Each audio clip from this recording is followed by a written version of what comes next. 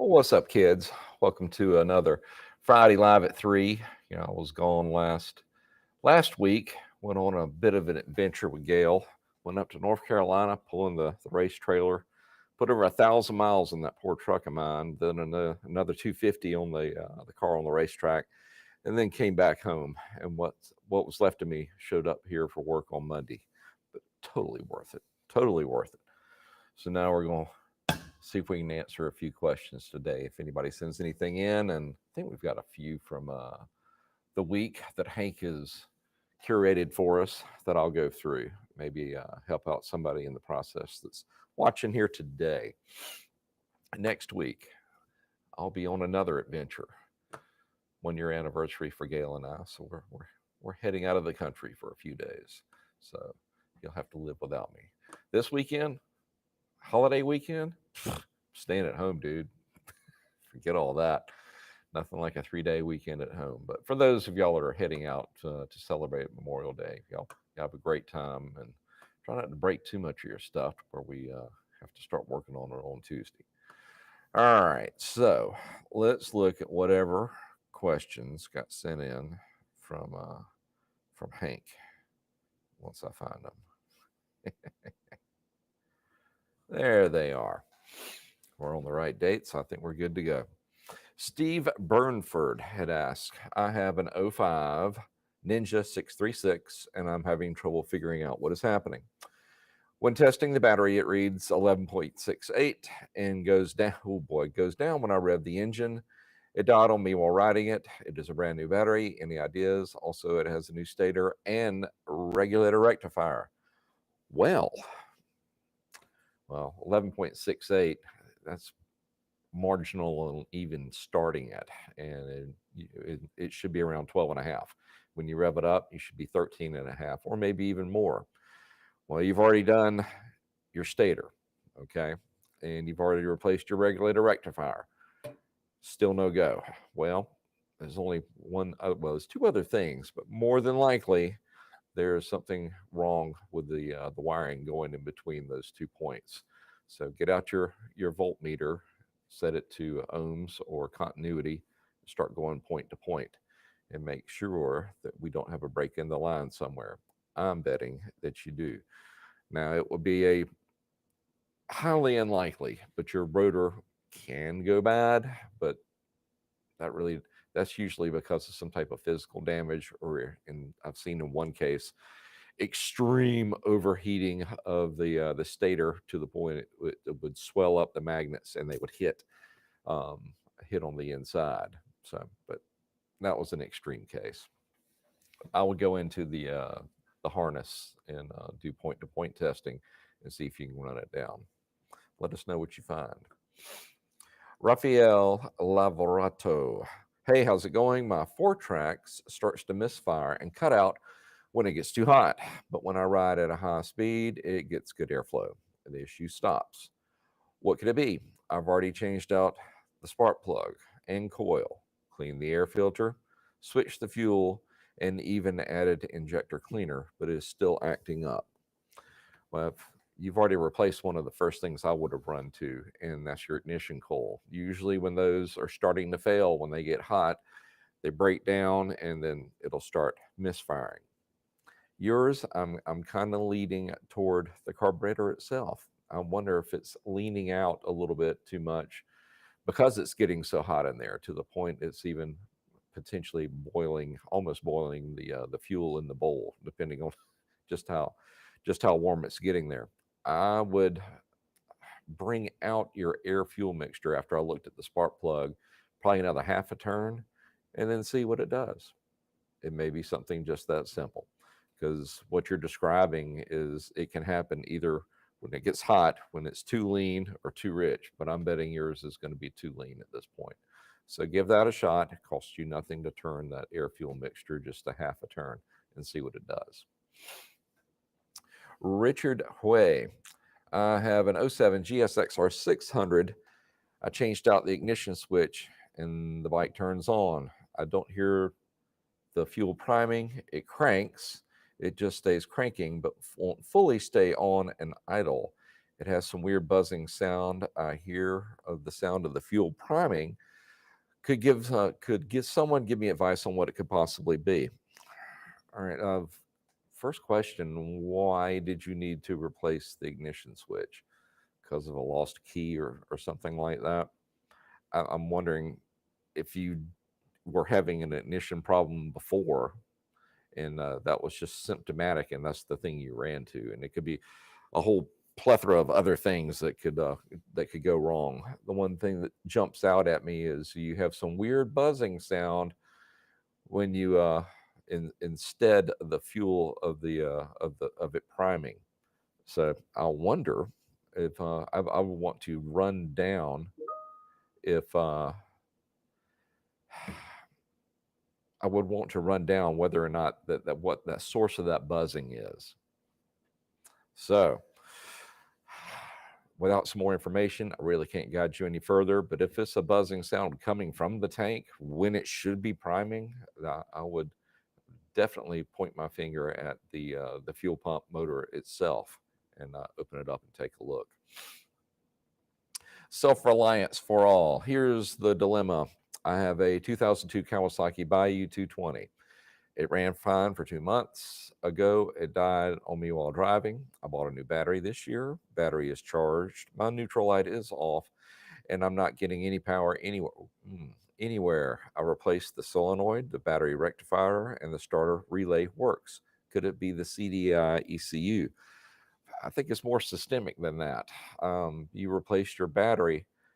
I'm not doubting your ability, but is there any chance you may have popped it in there backwards and maybe blown one of the main fuses? Or I have seen on occasion, you take out a battery, you put in a new one, and when you go to put on the leads, it can pop a fuse, usually a smaller amperage control fuse. So I would go in and make sure that you hadn't popped any of the fuses because of that initial battery surge when you connected it. But could it be the CDI ECU? Of course, but unlikely. So I would head toward those fuses first because you're telling me that you're not seeing any other activity. David 1084. Hi John. I have an '03 Yamaha Grizzly 660 and the rear brake keeps locking up. Have replaced the caliper, piston, and the seal kit, and it still locks up unless you release the bleed screw. I'm thinking of getting a new one. I was wondering if there was anything else I could do before purchasing one because it's big money or a lot of money. Well, think about it. You've got your caliper back here. What's on the other end? The master. The master's forcing brake fluid through into that small orifice and making the piston go in. When you let go, that fluid should come back just a little bit. Now, what if your master, that spring, was not returning the piston and it's just sitting there holding pressure? Because remember, it's got a huge, mechanical fluid dynamic advantage over from one end to the other. That's how hydraulics work. All right, I got it, guys. So I would take a peek at your master cylinder next, certainly before I went and replaced the caliper. I don't think that's going to be the issue. I think it's going to be back on the master end, holding things up. All right, what do we got next? One wannabe one. Okay. My bike won't start after a long layoff. I've checked the battery and it has a good charge. I've checked the fuses you mentioned in your VTX 1800 starting problems video, and all appear to be okay, but still nothing. If you've got any ideas, I'd really appreciate it. Thanks. Okay, when you said they all appear to be okay, was that was just a visual inspection, seeing if there was blown, any of them were blown in there? That they can fool you. So the best way to test it is either with a test light, you know, just going from point to point on top of each fuse, or using a voltometer if you do not have any power, and just do a resistance test across each one. Now, if all the fuses are looking good and your ignition switch is operating like it's supposed to, and you know you've got a good battery, always check that negative side. Everybody, all myself included, we always run to the positive side. Everything's everything associated with that, the fuse, the relays, the switch, everything. Sometimes we ignore just what can be some simple corrosion that you can't see on the negative side. Check it at the battery itself, and also follow down that main cable to the frame and make sure that that end is okay, wherever that might be on the 1800. I don't remember off the top of my head. Beat. I have an 04 660 that I've read this one like it before, that only gets a single spark at the moment I'll let off the start button. Plug the rectifier and I get a great spark. Well, there you go. Do you think it's my stator? Any tips to figure it out? Chances are yes. The stator wiring is intertwined with the pickup coil, which goes down to the stator, and that's where it's getting its signal to send to the CDI, or the ECU rather, to send that spark. And if it is overheated and that cable or that wiring starting to fail or has failed, it will interfere with that rather small signal coming from the pickup coil. Seen it happen plenty of times. I think I can safely say if you replace the stator, because it has the wiring and the pickup coil included in that part number, that's going to straighten out your problem. All right. Hank lives down in Florida and in the middle of a storm, so it looks like I'm going to have to read through the responses, because otherwise they can't get the questions you're asking to me, or asking of me while we've been doing this live.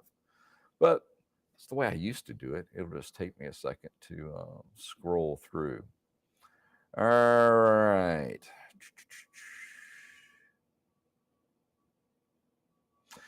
All right, Applejack's 971. Any particular reason the stud part of a ball joint doesn't get a thin layer of grease before the ball joint is installed?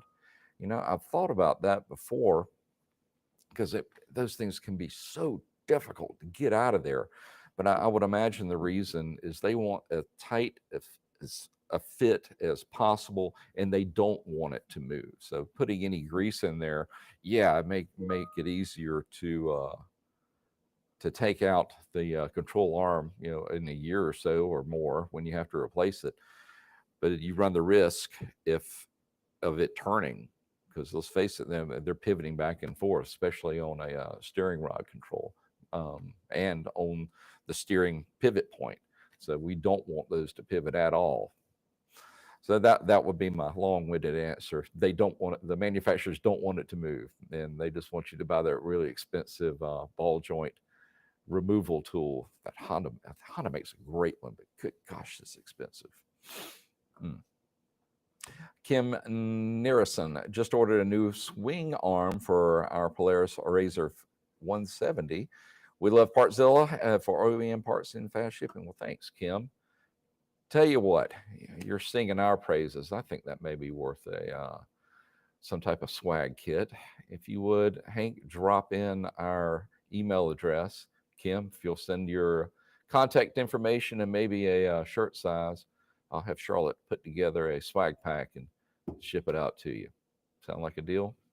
Cool. R. Howard. Wouldn't be Ryan, would it? I have a 400. I rode multiple. They all have power. Mine just lacks it. Any idea what could be if it's jetted right? I know that. I'm wondering if the timing is a tooth off.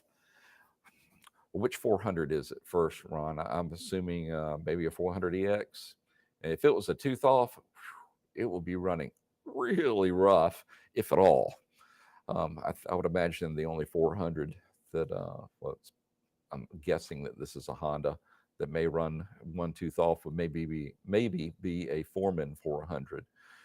But as far as it not being jetted correctly, go through the matter of fact, we did a video of how to jet your machine, or how to read your spark plugs to see if you're jetted correctly. And what you're looking for is do a wide open throttle run, clip the ignition, then let off the throttle, pull your plug, and just do a plug read on it.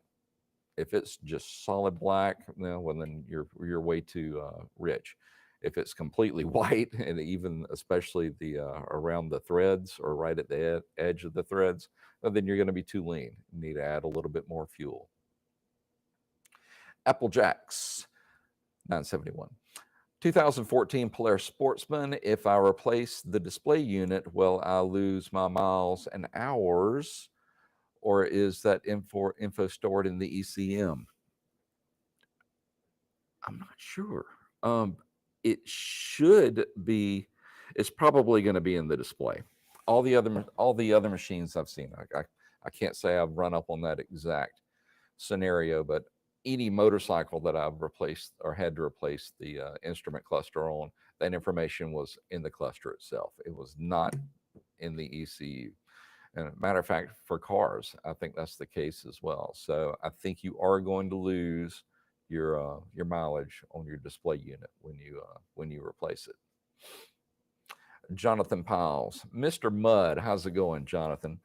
Hey, from the middle of the woods, riding for Memorial Day. Still checking in. Never miss a Friday live. Well, it's good to hear from you, Jonathan. He is a definitely enthusiast. I need to get some of his pictures of some of his builds and show you what a good old boy can do. He's got some impressive stuff. So, Jonathan, why don't you send me a couple of shots from your weekend? Let me show off some of the toys that you play with.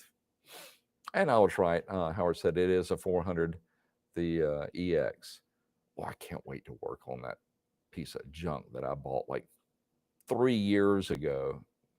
It's a 400 EX, and it needs absolutely everything. But you said it still doesn't have the low end torque that the others I've ridden do. Well, I'd lean toward the fuel first, and then if you really believe that your timing's off, go to that valve adjustment video that I did for the that 2005 400EX. Oh, so many years ago at our first studio, if you want to call it that.